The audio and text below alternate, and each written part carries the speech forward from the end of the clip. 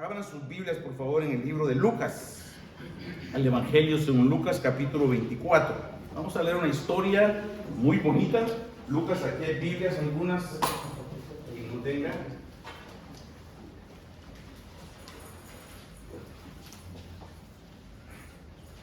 Yo la voy a leer también, así que si acaso alguien no tiene Biblia, vamos a leerlo juntos.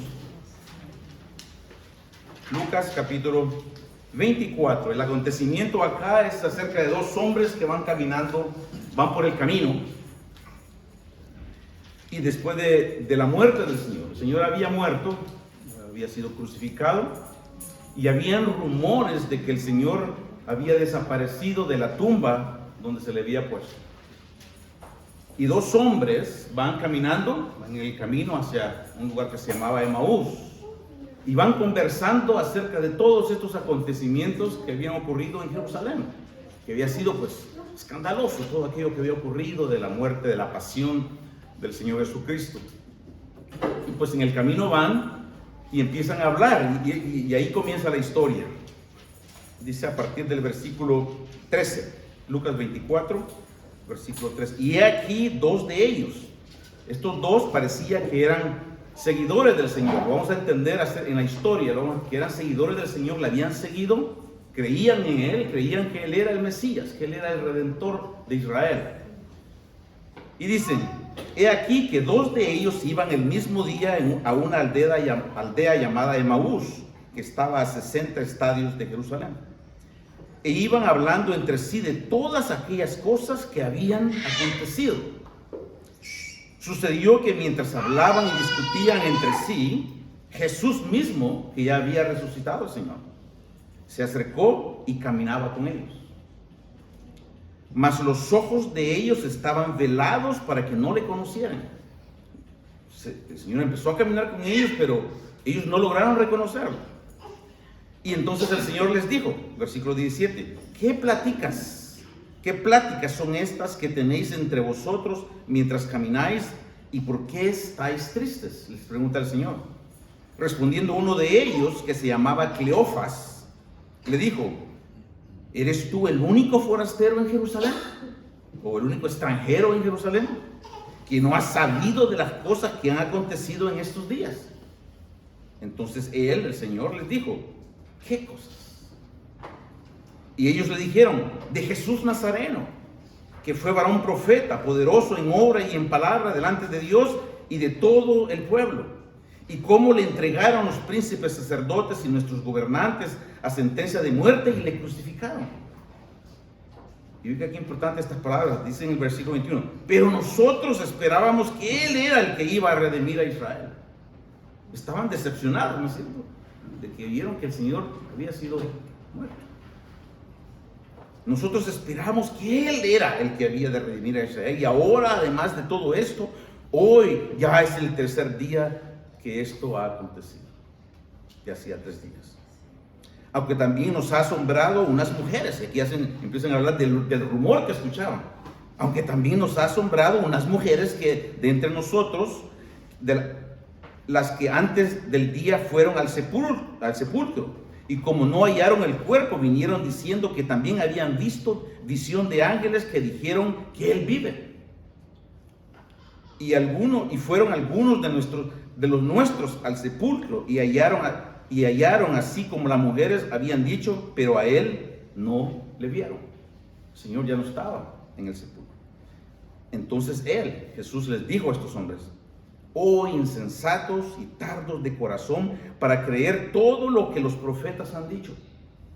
¿No era necesario que el Cristo padeciera estas cosas y que entrara en su gloria?, les pregunta el Señor. Y dice la palabra de Dios que comenzando desde Moisés y siguiendo por todos los profetas, les declaraba en las Escrituras lo que de Él decían. Lo que de Él decían. Y vamos a parar aquí.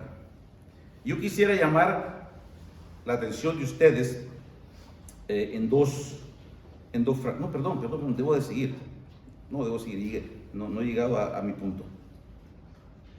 Y comenzando, versículo 27, y comenzando desde Moisés y siguiendo por los profetas, les declaraba todas las cosas lo que de él decían. Llegaron a una aldea donde iban y él hizo como que se iba más lejos el Señor. Mas ellos le obligaron a quedarse diciendo: quédate con nosotros, porque se hace tarde y el día ya ha declinado. Entró pues el Señor a quedarse con ellos. Y aconteció que estando sentado con ellos a la mesa, tomó el pan y lo bendijo, lo partió y les dio. Entonces les fueron abiertos los ojos y le reconocieron, mas él se desapareció de su vista. Cuando el Señor desapareció, versículo 32, y se decían el uno al otro: ¿no ardía nuestro corazón en nosotros mientras nos hablaba en el camino y cuando nos abría las Escrituras? Yo quisiera llamar la atención de ustedes en dos expresiones. La primera de ellos es de que sus ojos les fueron abiertos. Sus ojos les fueron abiertos y vieron al Señor. Cantábamos ahora: ve, ve, ve a Jesús. Y la otra expresión es que tenían gozo, versículo 22, y se decían el uno al otro: ¿no ardía nuestro corazón en nosotros cuando hablaba en el camino? Había gozo en ellos, había gozo de oírle hablar, de escucharle. Hace unos 3 meses, un poquito más de 3 meses, yo tuve la oportunidad de visitar a mi hija en Costa Rica. Rebeca y Cory están trabajando para la obra del Señor allá en este país, y pues tuve la oportunidad de conocer a una pareja nicaragüense. Anahuac es su nombre, un poco extraño el nombre, y Yusira, ella. Una pareja de unos 35, 38 años.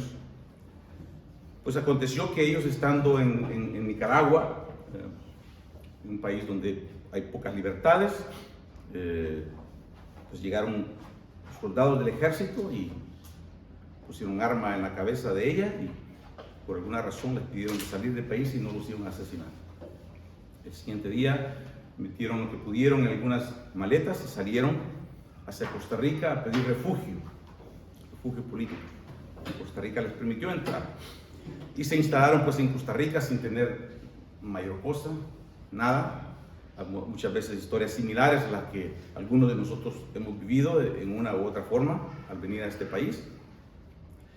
Y pues caminando un día, se habían instalado por ahí, llegaron y vieron un rótulo y era una iglesia, una asamblea donde Cory y Rebeca van, y entraron, y desde entonces ellos estaban continuando llegando a las reuniones y los domingos y escuchando el Evangelio. Mi yerno Cory quería que nosotros habláramos con ellos y que pues conversáramos, y así se dio la oportunidad. En una cena estuvimos hablando muy largo, mucho del Señor. En un momento dado terminamos la cena, nos sentamos en la sala, y a mí yo tuve en mi corazón, el Señor me puso en mi corazón de leer un versículo en el libro de Hechos, un versículo que muchos de nosotros conocemos, pero yo quisiera leerlo. Y leí este versículo en Hechos 4:12. Escuche bien, dice: y en ningún otro hay salvación. En ningún otro hay salvación, porque no hay otro nombre bajo el cielo dado a los hombres en que podamos ser salvos. Yo leí el versículo y hubo como un silencio.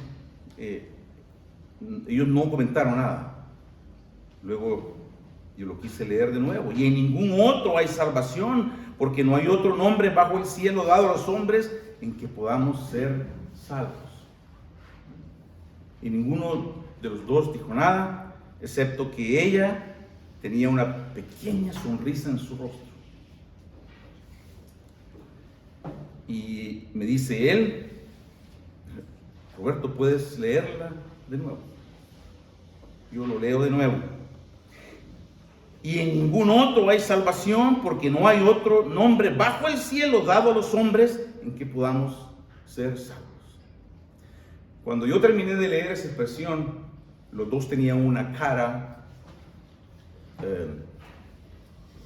como de meditación, pero al mismo tiempo una expresión como de gozo, como de alegría. Y por eso quise yo leer ese versículo.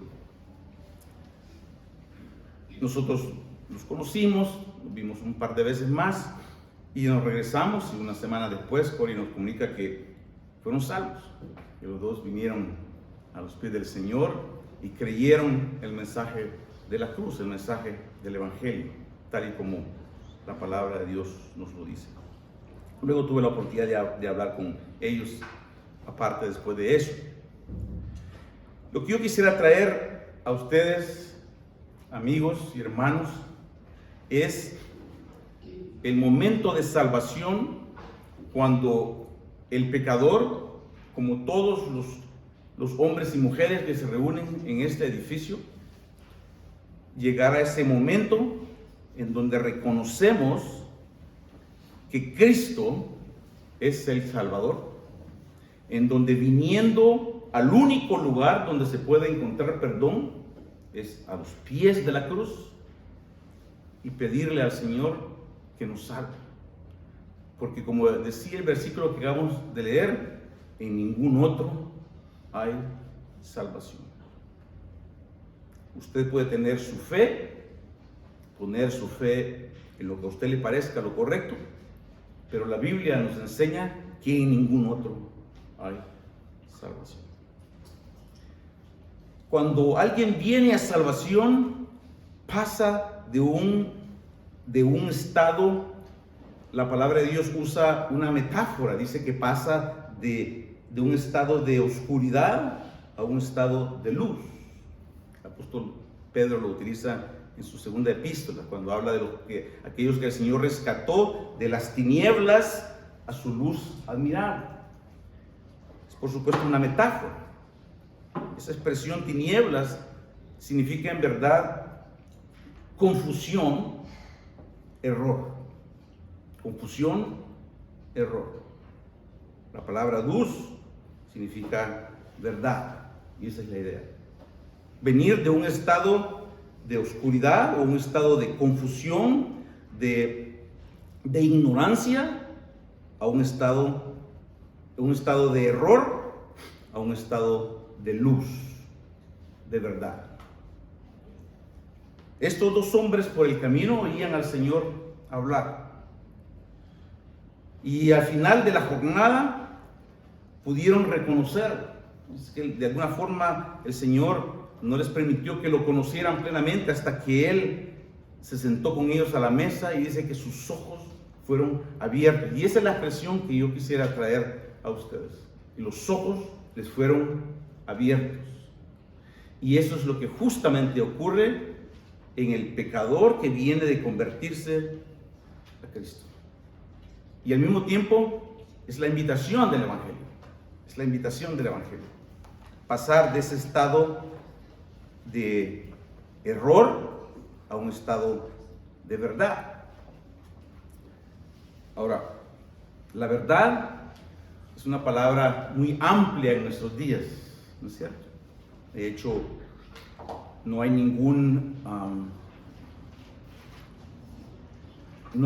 vocación, ninguna dirección, no hay deseo alguno en todas las áreas de la sociedad, políticos, en área social, de en verdad promover y encontrar la verdad.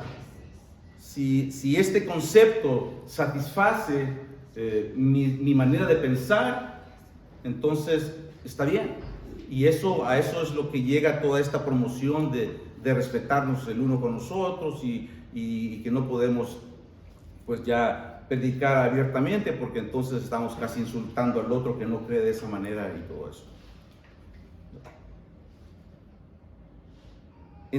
Pasar de un estado de oscuridad a un estado de verdad. Y hay una sola cosa que tiene la facultad para transformarnos en verdad.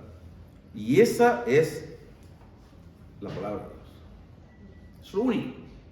Es lo único que tiene esa facultad para transformarnos. Quisiera leer un versículo en el libro de Juan, un libro antes del libro de los Hechos, Juan, un versículo muy conocido que a mí me gusta mucho utilizar, Juan capítulo 5. Juan capítulo 5, y es el Señor quien habla.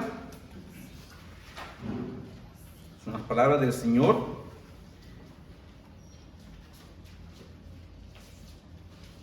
Versículo 24. El Señor dice esto: de cierto os digo, y esa expresión a mí me gusta muchísimo.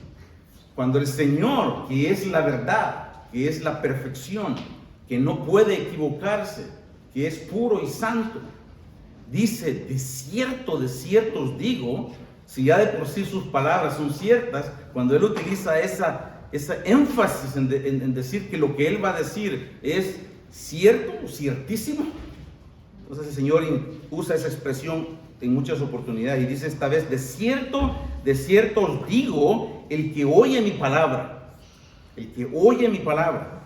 cree al que me envió. ¿Quién envió al Señor Jesucristo? El Padre. El Padre envió a su Hijo a cumplir la obra que Él encomendó hacer. El que oye mi palabra y cree al que me envió, al Padre, tiene vida eterna. Tiene vida eterna. Y quisiera hacer énfasis en el tiempo del verbo. Dice, tiene vida eterna, no dice tendrá o tendría. El que cree, tiene vida eterna, es una promesa. No vendrá a condenación. ¿Eso qué implica? Que el que no tiene al Señor, el que no ha creído en el Señor, está bajo condenación. Y eso la palabra lo dice en muchas otras oportunidades. Y no vendrá a condenación, mas ha pasado de muerte a vida. De muerte a vida, de un estado de muerte espiritual, de un estado de oscuridad, de un estado de error, a un estado de vida, a un estado de verdad, a un estado de luz, para usar la metáfora utilizada en la otra porción. Ha pasado de muerte a vida. Y el tiempo del verbo ha pasado lo da como ya un hecho, ¿no? Cuando decimos ha pasado, es hecho.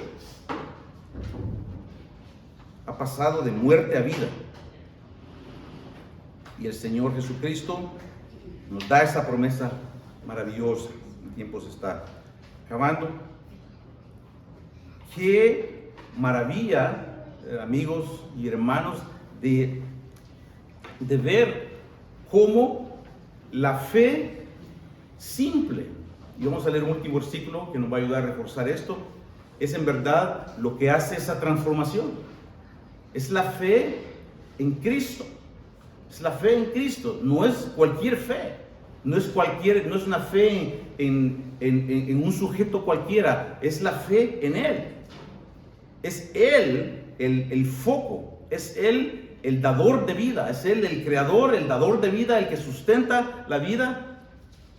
Es Él el Salvador. Es Él el Redentor. Es Cristo. Cristo es el centro y el objeto de la palabra de Dios. Hay un versículo en las paredes de arriba, en el edificio, en Efesios capítulo 2, que dice lo siguiente: porque por gracia sois salvos por medio de la fe, y esto no de vosotros, pues es don de Dios, no por obras, para que nadie se gloríe. Porque por gracia sois salvos por medio de la fe. La fe no puede venir por otro recurso más que la gracia. La salvación no se puede ganar por méritos propios. La salvación no se puede ganar por participar en eventos o en actos o en lo que sea. La salvación viene por medio de la gracia. ¿Cómo se obtiene la gracia? Por medio de la fe. Por medio de la fe. Ahora, ¿cómo se obtiene la fe que salva? ¿Cómo se obtiene esa fe que salva? ¿Cómo puedo tener yo la fe de la que habla la palabra de Dios? Dice la palabra de Dios en el libro de Romanos capítulo 10, dice que la fe viene, ¿por qué? Por el oír. La fe viene por el oír, y por el oír la palabra de Dios. Por eso, amigos y hermanos, es que la misión la gran comisión entregada por el Señor a la iglesia en el último momento en que el Señor hablaba con sus discípulos, antes de subir a los cielos, de ascender al cielo junto a su Padre para sentarse a la derecha de Dios. La misión que el Señor le da a la iglesia es ¿cuál? Ir por todo el mundo y predicar el Evangelio. ¿Por qué es esa misión tan importante? Porque Dios quiere que todo el mundo venga a salvación. La palabra de Dios lo dice muy claro en el libro de Hechos. Dios quiere que todo el mundo venga a salvación, que nadie se pierda. Y para eso es necesario predicar la palabra de Dios. Dice el apóstol Pablo en Romanos 9, creo yo, 8, 9, dice, ¿cómo creerán si no hay alguien que les predique? ¿Y cómo predicarán si no fuesen enviados? Por eso hay misioneros, por eso hay iglesias que aún predicamos el Evangelio, porque creemos que la esencia de lo que la palabra de Dios nos llama a hacer a los creyentes, a aquellos que hemos sido rescatados por gracia, no por ningún mérito nuestro. No hay ni un mérito en la persona que llega a salvación. Todos los méritos son de Cristo. Los méritos de Cristo en la cruz es la obra que el Padre le dio a hacer, y el Señor Jesús la cumplió a perfección. El Señor le dice al Señor: y aquí la obra que tú me diste a hacer está completa. Estaba ya en sus últimas horas antes de su muerte. Así que, amigos y hermanos, quisiera esta primera reunión desde hace muchos meses que hemos estado posponiendo en nuestra lengua, en nuestra hermosa lengua española, y hemos tenido tenemos ahora el privilegio de poderlo hacer. Si algo quisiera yo que quedara en la mente de alguno que busca al Señor de todo corazón, es pensar justamente en eso, que la fe viene por el oír la palabra de Dios, que solo podemos ser salvos por gracia, y que ese momento de salvación, de renovación de un hombre antiguo a un hombre nuevo, la palabra usa ese tipo de metáforas cuando habla de un hombre antes de su conversión y un hombre después de su conversión. Dice, porque el que está en Cristo, nueva criatura es. El que está en Cristo, nueva criatura es. Y toda esa nueva creación no es más que los méritos propios de nuestros preciosos Salvador. Por eso es que un creyente no puede